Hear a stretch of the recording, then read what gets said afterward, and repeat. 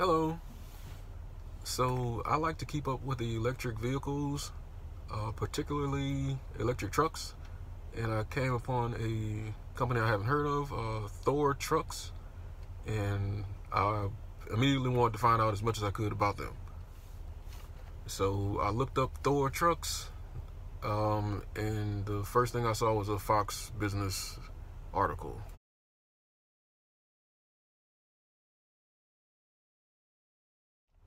And I wasn't sure if I wanted to read it or not, but I guess I just went ahead and did it anyway. I didn't think it'd be a good idea, and it wasn't, but I read it.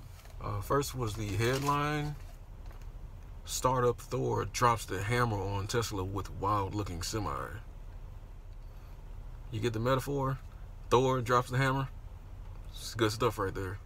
So I assumed that was just good fun. I didn't think that was like a mean jab or anything like that. So I kept reading, and the next line: Nikola Tesla may have harnessed electricity, but Thor is the god of lightning and thunder. At this point, I'm not sure if I want to keep reading the article, because it seems like the writer isn't taking it very seriously. It's two metaphors real early in the article. It's a little much. They're doing too much. Just for fun, I searched the article for environmental agenda, and I decided if that came up, then I was just going to stop. But nothing came up, so I finished the article. The article goes on to describe the company and its founder, Dakota Semler. It's a California startup.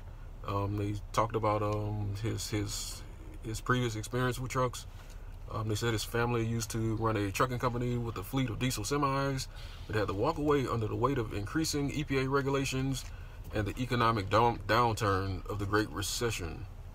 But they didn't go into any details of what those EPA regulations were, or like what financial impact the Great Recession had on them. I thought that was strange that they didn't go into any details. For the EPA regulations, I believe that may have been around the time the newer emission standards came out, since they said it was during the time of the recession. But I got the feeling that they were just blaming the EPA for their own shortcomings. So I looked more into it, and I found another article that talked about it that went into more detail. So Dakota's father, Ronald Semler, ran a company called Associated Industries with his brother, Monty. In 1987, they were charged with conspiracy and tax law violations for trying to illegally export helicopters to North Korea. So at that point, I started to wonder what was going on in 1987 that made North Korea want to try to illegally import helicopters. Well, in 1988, South Korea hosted the Summer Olympics. And before 1988, North Korea was in talks with the International Olympic Committee to host a few events during that Olympics. Long story short, those talks fell through and North Korea boycotted the Olympics. They did, however, have a plea deal that allowed them to deny knowledge that the helicopter was headed for North Korea. And the trucking company that he had to walk away from, he started it after he got out of prison. I'm not saying the guy's a bad person, and maybe the EPA regulations did have something to do with his business not being able to be successful. But then again, maybe he's a person who makes bad decisions, or at the very least a person who lacks oversight and lets things get out of control. Anyway, back to Thor. Their business plan is to work with established suppliers and manufacturers to develop a truck with proven technologies while they focus on designing their power management system. Their goal is to offer trucks with between 100 and 300 miles of range. The price will start at $150,000, and they hope to have it released in 2019. At that point in the article, they incorrectly say that Tesla's 500-mile range truck costs $200,000. Only off by $20,000. But I guess you could pay $200,000 if you want to pay $200,000. The name of the truck is the ET-One. It'll have a 80,000 pound gross capacity. They say it'll have 30% more power than a diesel truck and have a 30% lower cost of operation than a diesel truck. They also expect it to have up to 50% lower maintenance cost. After reading more articles, I managed to find that they expect to have a charging time of 90 minutes.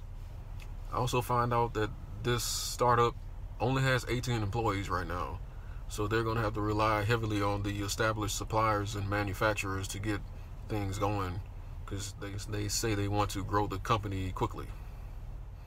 But that's all I have on the Thor truck right now, the ET-One. It's a sort of weird looking truck. They said the design is supposed to be like an old battle helmet. They also said the large front grille is for cooling the powertrain components, which is weird because when you think of electric vehicles, you think that they either don't need a grille at all, or they could do with a significantly smaller grille than a comparable gas-powered vehicle. And this one has basically the same size grille as any other truck. But that's all I have on the Thor truck right now.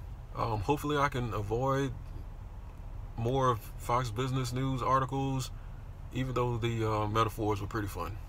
It's supposed to have a 30%.